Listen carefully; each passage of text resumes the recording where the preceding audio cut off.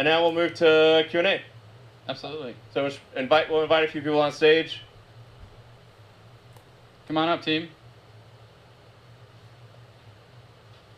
This is just a small portion of the team, Let's but check the price for that. it would be great to now. show you some more of the team, and when we do Q&A, we can give various people different questions to answer. Sounds great. Actually, I don't know how we're getting the questions. Actually, I don't know either. Okay, well, you could just you can maybe get out of the car for 2 seconds and yell it at us. I don't know. Hey, how do we get any questions? Oh, they're mics. Okay, wait for the mic. Oh, there are mics. Okay, great. All right. Okay, we'll definitely need to give people mics because otherwise there's no way. Sorry? All right, we're going to pass some mics out. We don't have a name for the $25,000 car yet. It's a great question, though.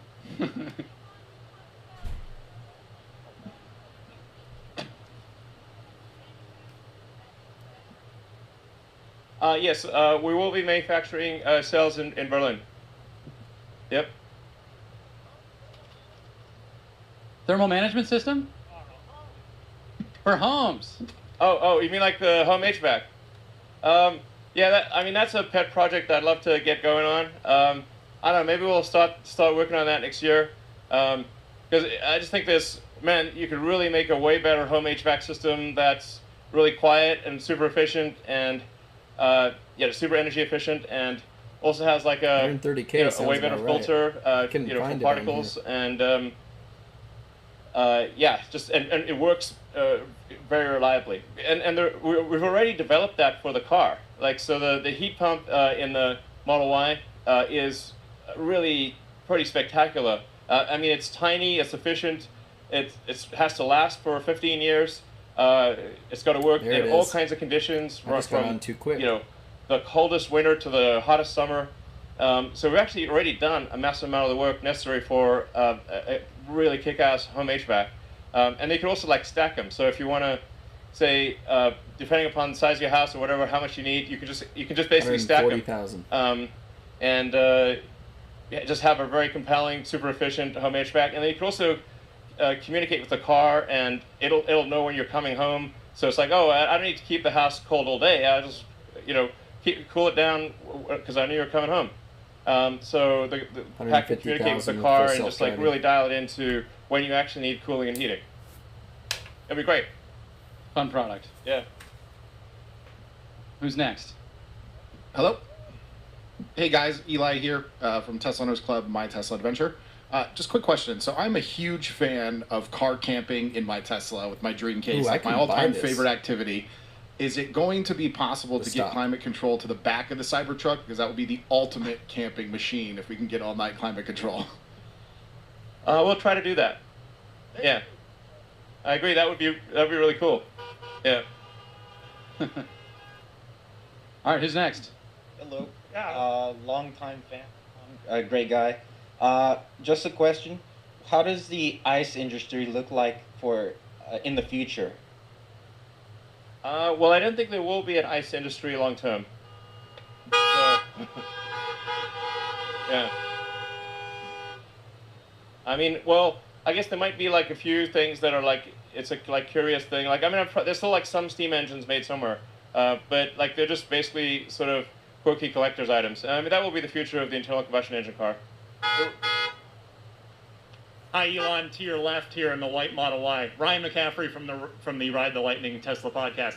Curious about Cybertruck. It was interesting to see where you had it in on the battery technology front. I'm sort of curious what you see for it in the production front. Is its volume, trucks are so popular in America, do you see its volume equaling the 3 or the Y in the future? And also, is the were you able to get Tesla is able to legally be sold in Texas as part of the Giga Texas deal?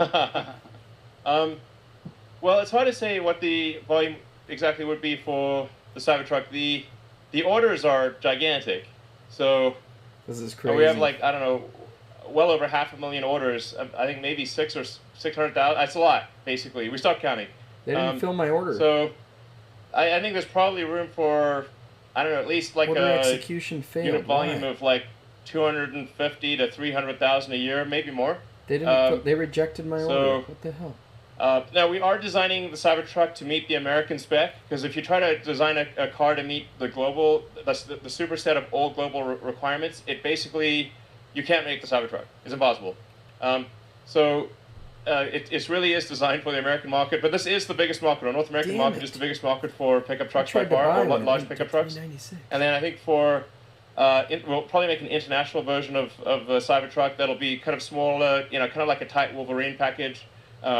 It'll still be cooler, but it'll be smaller, because you just can't make a giant truck like that for most markets. So yeah, but it's gonna be great.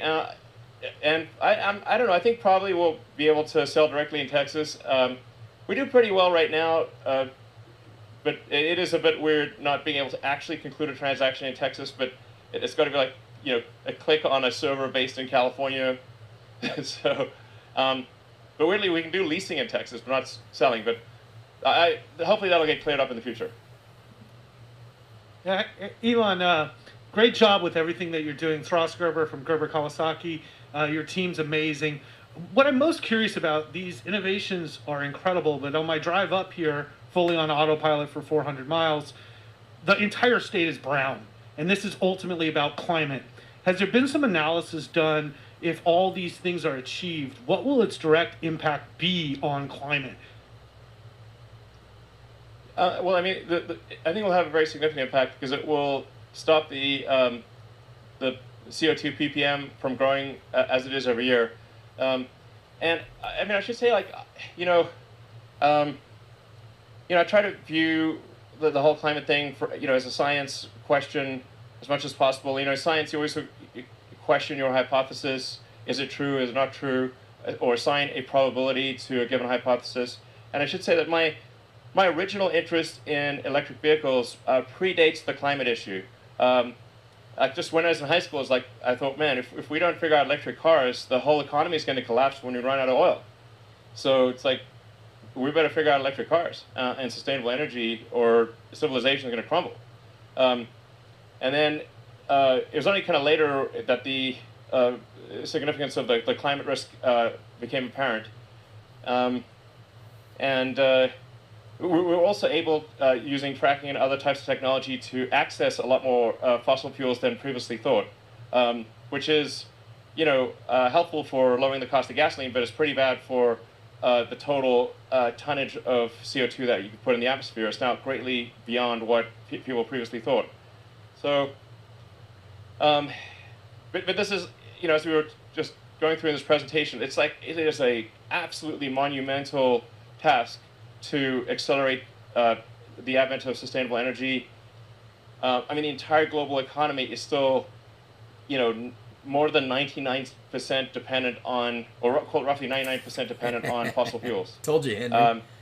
So although electric cars kind of get a lot of press right now, they're still, and there's still very few, as a percentage of the total global fleet, is practically nothing. I would say, yes, less than 1% of the global fleet is electric right now. Because of 2 billion cars and trucks and whatnot in use.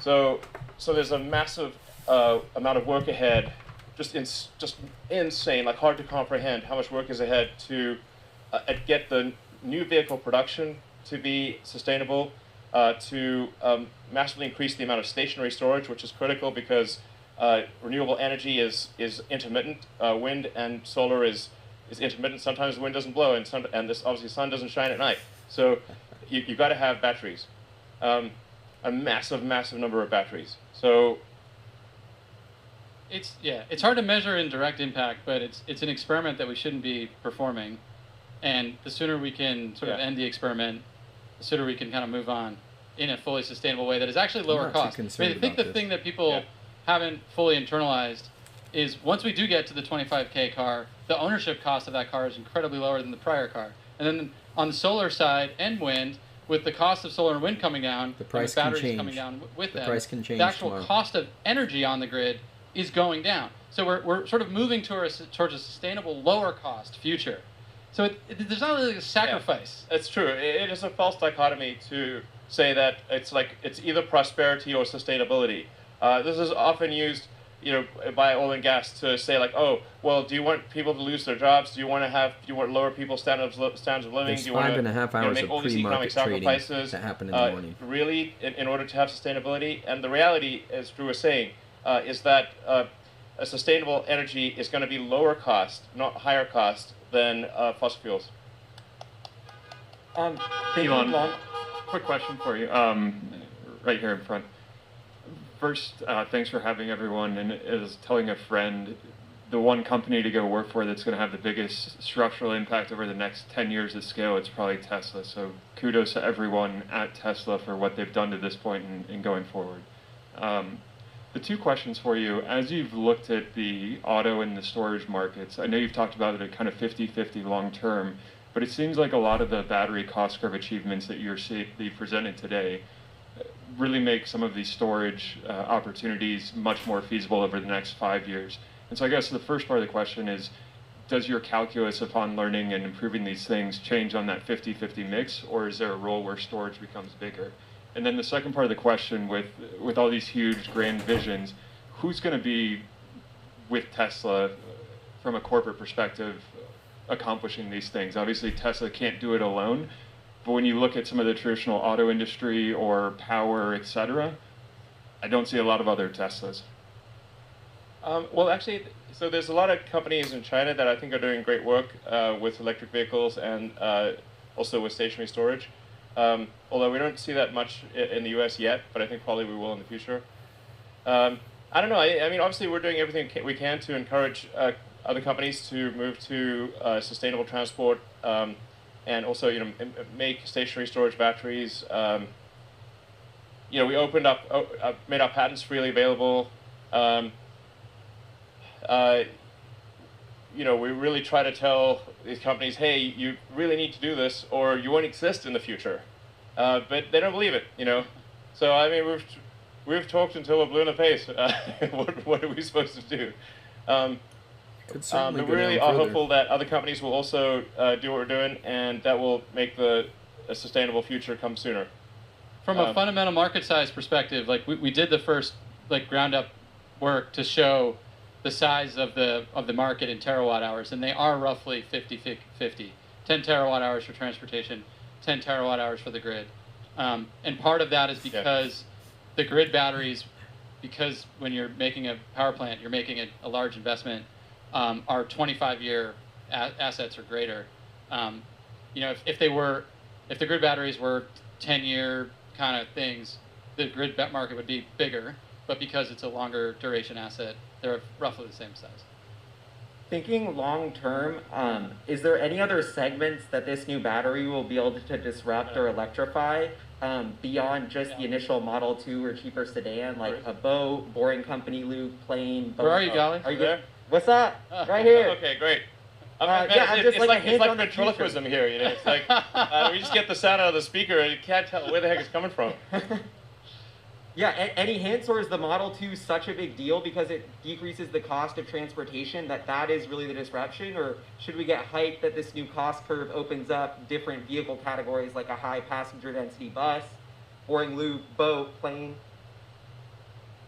I mean, there are batteries in limited production right now that do exceed 400 watt-hours per kilogram, which I think is about the number you need for decent range, medium range aircraft. I think our batteries will, over time, start to approach the 400 watt-hours per kilogram range as well. Yeah,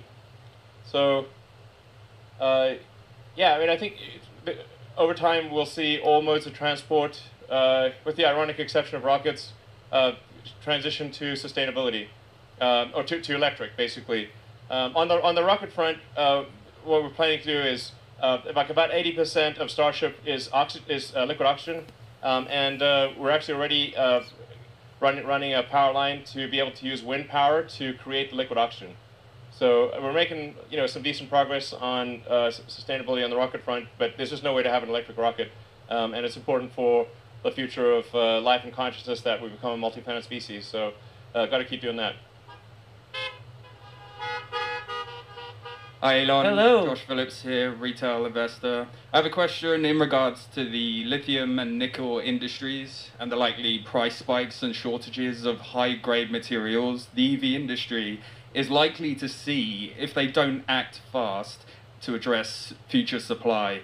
Tesla have clearly made the right moves that are necessary, but there's a real worry that the potential supply issues and price spikes will create a drag on the rest of the EV industry and therefore a drag on global EV adoption. What advice would you give to the EV and mining industries to quickly solve this looming hurdles? Because for a sustainable energy future, the spice must flow. Thank you.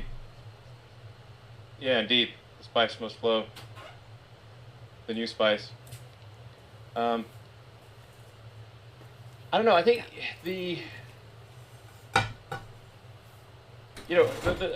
I'm not sure. I guess what we can try to like basically overdo it in cell production and perhaps supply cells to others. But we do see the fundamental constraint as total cell production. That's why we're putting so much effort into making cells and kind of reinventing, trying to reinvent every aspect of cell production from mining the ore to a complete battery pack. Because it's the fundamental constraint. We're not getting into the cell business because we, it's for the hell of it. It's because it's the fundamental constraint. It's the thing that is the limiting factor for rapid growth. But we could certainly try to overdo it on cell production and perhaps sell cells to others. Although we are going at absolute top speed, so it's not like we're holding it back. But I think just making really efficient cars and that have low drag coefficient, low rolling resistance, efficient powertrains. I mean that's kind of what we've done in order to make iron phosphate still have a good range. So the iron phosphate is lower energy density solution, but there's while there are some limitations on the total amount of nickel produced every year, there's really no limit on the iron. There's so much iron, it's ridiculous. So you can really scale up iron phosphate, at a raw materials basis faster, more than you can nickel. But yeah. And just to point out, when we were walking through this presentation, we intentionally separated all the different aspects. The benefits of structural battery apply to an iron-based cathode in the same way they apply to a nickel-based cathode. Yeah. So you get longer range iron-based vehicles, and also the silicon benefit can apply to the iron-based vehicles as well. So we can do a lot to extend the range of an iron-based vehicle, which is why it's a key part of the roadmap going forward. And then I invited Turner up here to talk about what the mining industry can do. Yeah. Diversification on the cathode side is obviously massive, and EVs are all about efficiency. And so for the EV industry, for the vehicle industry, we need to see powertrain efficiency really increase at all other companies matching Tesla powertrain efficiency so that everyone can have that diversified cathode approach where LFP is used in medium range and even really make a 300-mile vehicle with LFP. And really the goal that we were trying to present here was a model for vertical integration, strategic vertical integration that a lot of different people can do. What we need to see is vertical integration that shortens the process path from mine to cathode. And what we're doing here is novel, and we're trying to push the industry in that direction. So we're presenting a model here that anyone can follow. Yeah, in fact, if there's anything that you guys want to comment on, feel free to step forward and say something. I think the key is to be smart about your chemistry choices and your materials choices. Talk louder. Yeah, if you're smart about your materials choices, the spice will continue to flow. Yeah. You don't need to use the same kind everywhere, and it's about strategically planning it out. And for miners, I think we are incentivizing them quite a bit to ramp up their production. Yeah, and actually we had good calls. They're all motivated. I think that they've been sort of sitting back being like, are you going to grow like crazy? And we're like, yeah, we're going to grow like crazy. And then I think this indicates we're going to grow like crazy, and that's what the miners want to hear, and then they'll go make the investments. Hello, Elon. This is Ben Limpick. I'm a musician. I was wondering, Does Tesla have any future plans to make partnerships with music companies like it has done with Tencent Games or things like that for you guys to actually kind of expand your services for artists and other types of creative people to get involved in, you know, producing content that can be part of the Tesla ecosystem, or so other people that do creative things can get involved with you guys? Well, we haven't really thought about that much, but I suppose it's probably something we should think about. We will be providing title on Teslas. So, you know, we're providing, you know, more music sources that people can choose from, and just generally trying to improve the entertainment experience in the cars. And I think actually, as we go to a more autonomous future, the importance of entertainment and productivity will become greater and greater. I mean, to the degree that if you're just basically sitting in your car, the car is fully autonomous and driving somewhere, it's sort of like being you know, the car is essentially your chauffeur, and then the things that become important are, okay, well, let's have good entertainment, and you know, if you want to do some productivity stuff, then that actually starts to become much more important because you're no longer spending your attention driving the car. So it will be extremely important in the future. Should we do some of the say.com questions? Okay.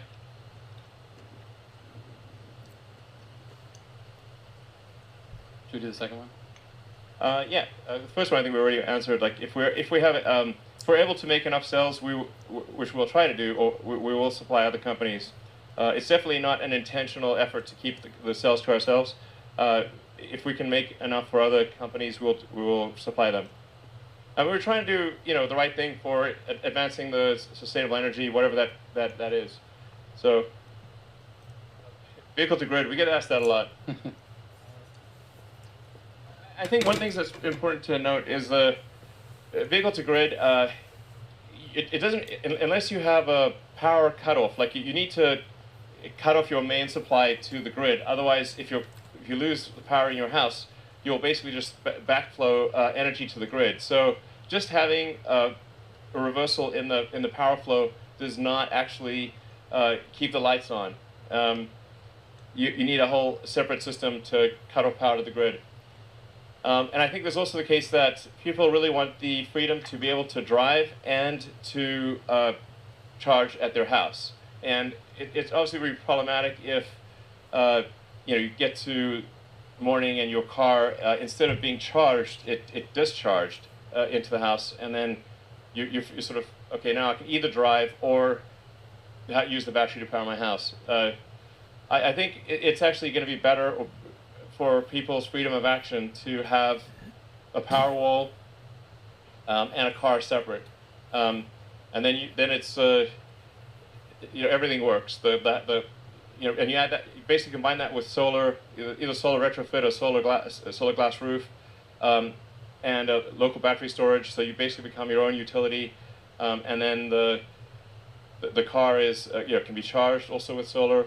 I think that's like the stuff that works.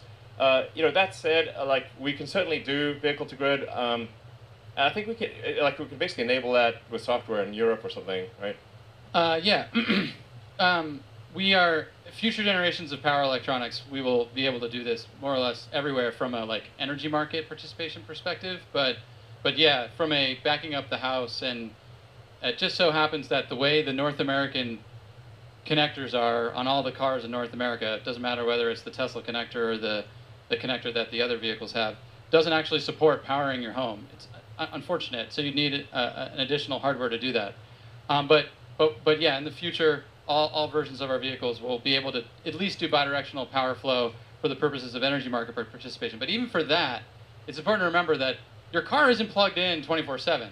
So it's kind of an unpredictable resource for the grid. It'll have a value, but it's not the same as a stationary battery pack.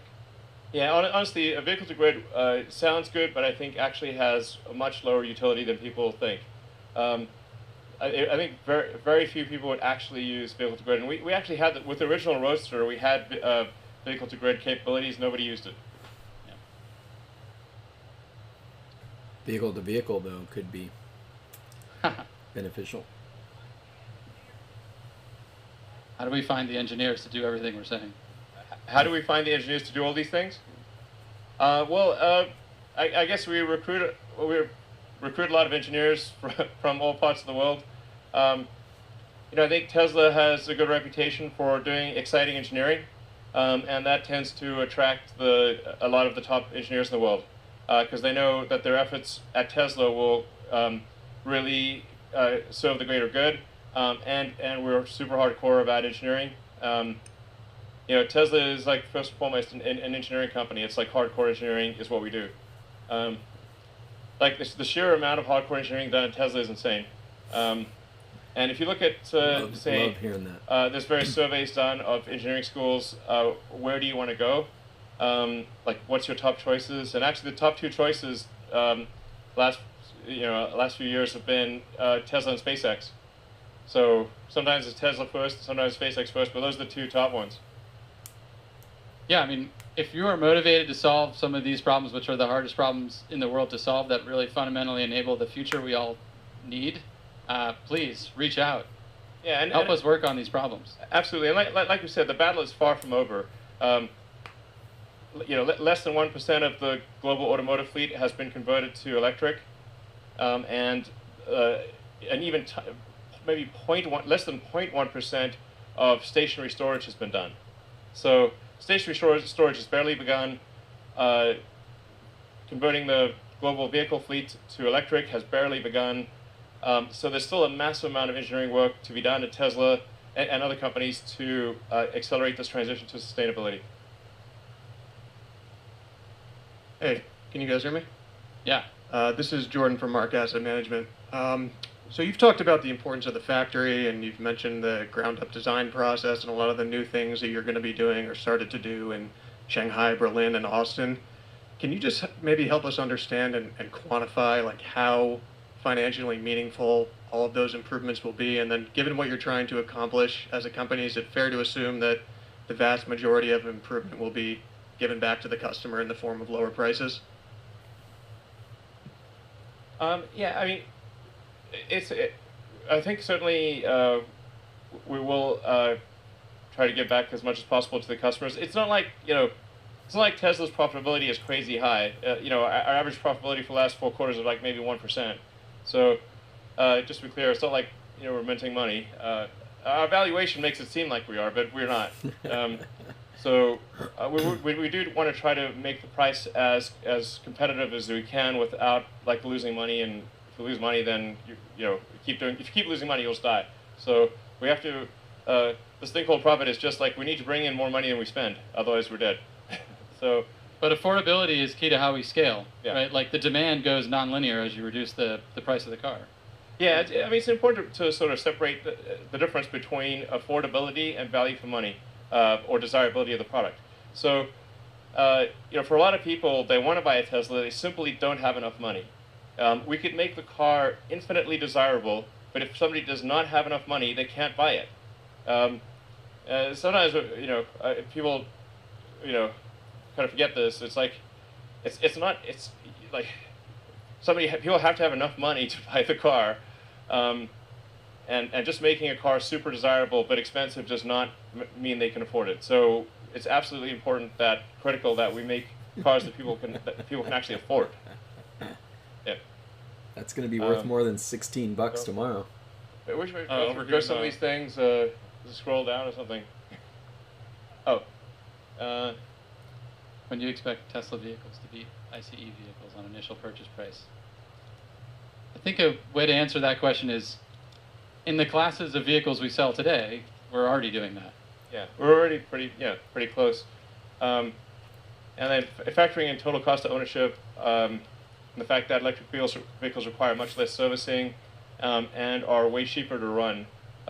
When you look at like total cost of ownership, and you can obviously lease a car. So if you just like lease a car or get a loan for a car, you've got your sort of monthly payment, and then your cost for either gasoline or electricity, and your cost of servicing, and the fully considered cost of an electric car is much less than a gasoline car of the same nominal purchase price. I mean, that said, and like maybe on the order of 3 years, when we can do a lower cost, like a $25,000 car. You know, I think that will be basically on par, maybe slightly better than a comparable gasoline car. So I think maybe it's on the order of 3 years-ish.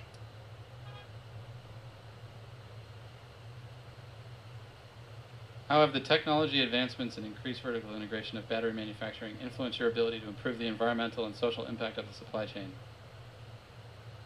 And I think, yeah. I think we sort of have said that already. Yeah. Do we have some ability to scroll through this? Guys, don't worry about selling. Scroll away. It'll be back up tomorrow. We covered recycling. Yeah. Well, just scroll until we've got stuff that we haven't covered. Don't let this big drop worry you guys. We definitely covered that top one. Yeah, a lot of things we've already answered, I think. There's no reason to stress overnight. Covered that. The pre-market hours will even things out. We'll be back up. That one. I think we literally just answered that. Yeah. Oh, I saw a cathode durability question. Let's go to that one. Go down, go down, go down. Good technical question. Keep going. How are you going to address the cathode durability and cost environmental impact trifecta? Is this something you're going to leave the upstream supply chain to solve? No, I think we tried to answer that directly. I mean, we really are looking at not just what happens in the cathode facility, but like currently outside the cathode facility that should really be inside, and removing processes that shouldn't have been there in the first place, and the use of reagents that are just costly and not necessary, and removing a bunch of wastewater from the process. Guys, is there anything you want to add to? It's a good thing the market's closed right now. You guys everyone, like, maybe say what you're doing. You guys are panicking. You know, say a few words. I don't know. Remember, don't panic. Plan. Sure. You don't need to sell. I just want to reiterate the fact that this is a massive problem. Massive problem. And it seems like Tesla's on its way and ahead, but we need everybody's help because it's everybody's planet, and we're not going to get to 20 terawatt-hours by ourselves. So please think about this carefully as it affects everybody. So let's get on it. And obviously, if you care about solving sustainability and doing hardcore engineering, definitely come work at Tesla.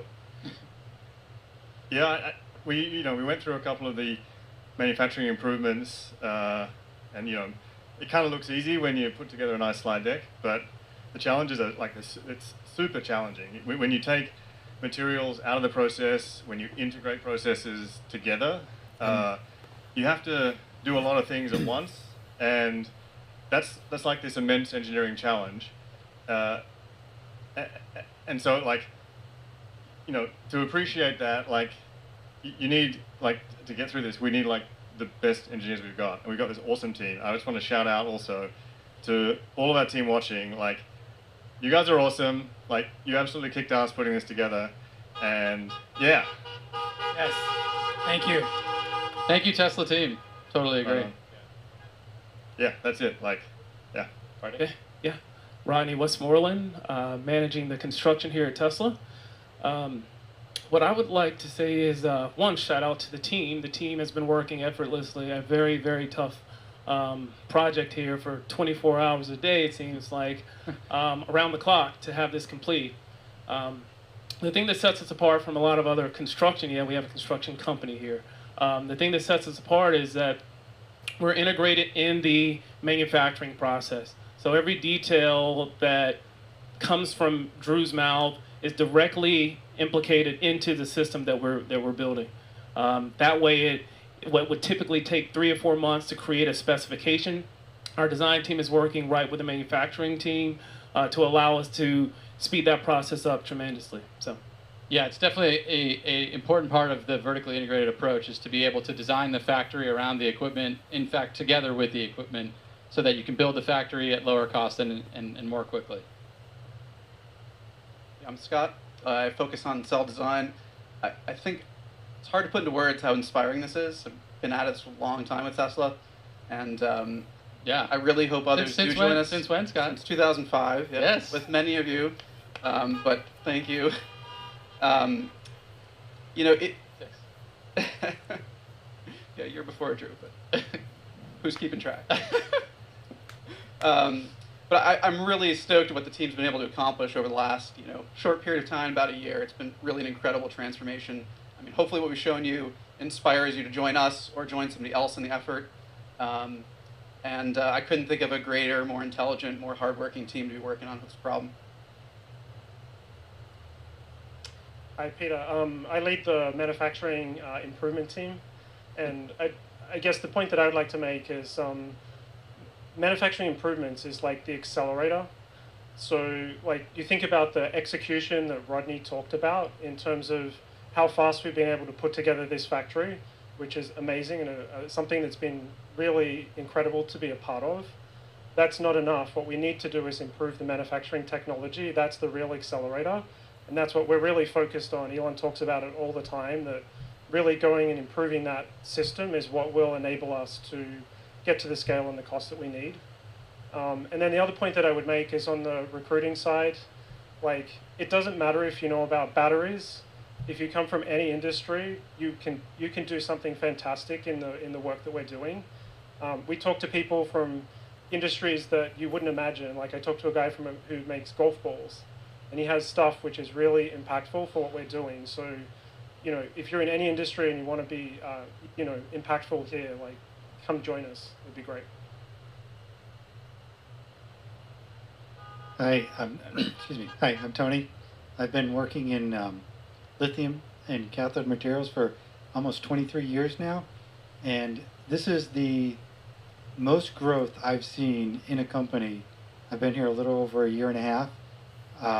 We're hiring amazing people that are allowing us to leverage technology that most of the industry is struggling to achieve. So to answer the question, how are we going to do this?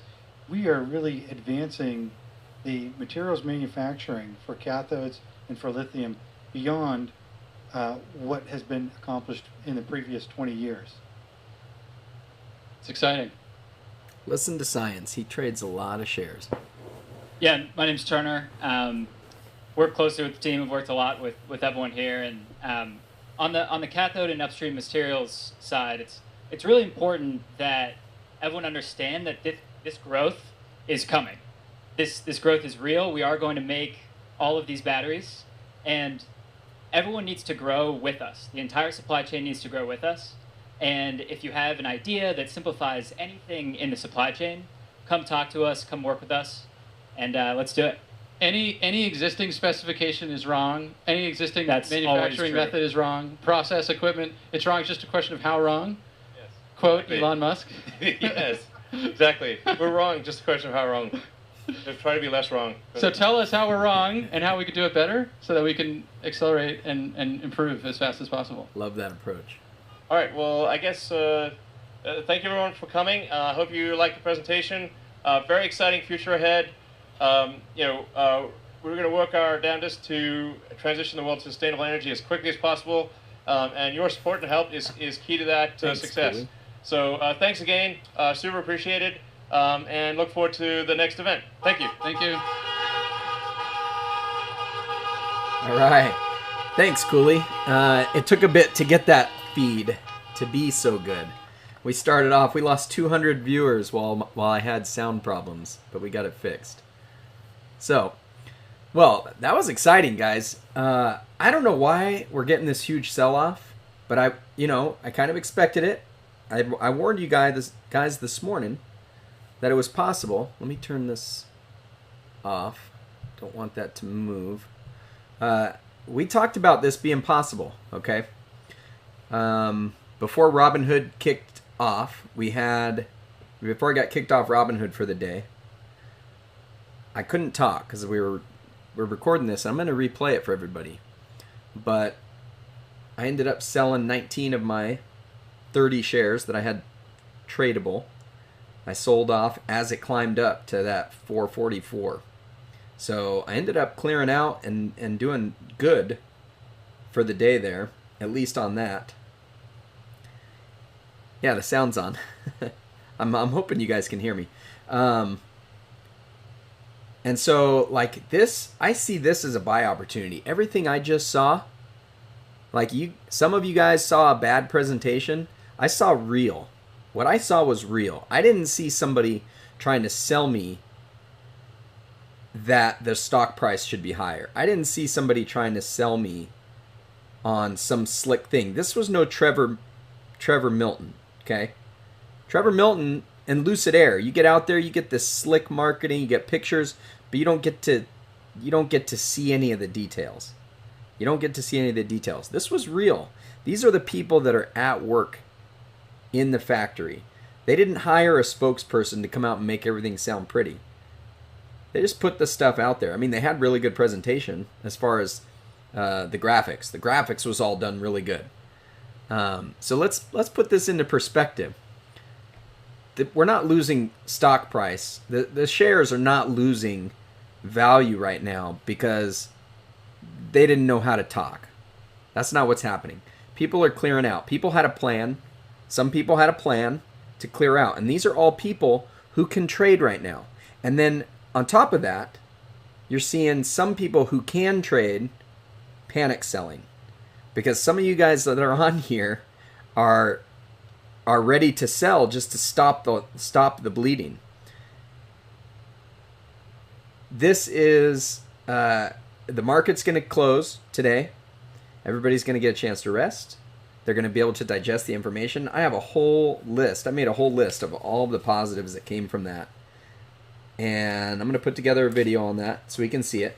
What you're going to see come out over the next couple of days, if not week, is you're going to see all of the Tesla bulls who run channels and know how to make good videos and do presentations.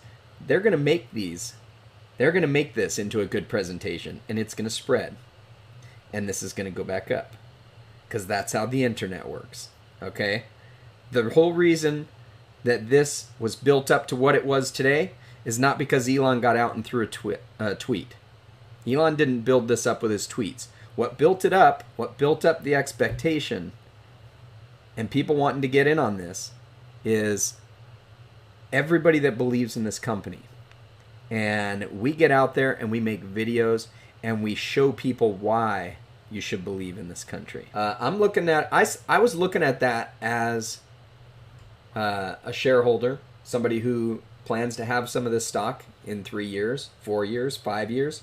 And in fact, what I saw today solidified me wanting to own this stock for that long, because I thought that was incredible. I thought it was incredible. I don't need the fancy stuff. We watch YouTube videos, for crying out loud. The production of YouTube videos can be horrible. Horrible. This was nothing compared to some terrible YouTube videos that we spend time watching and listening to.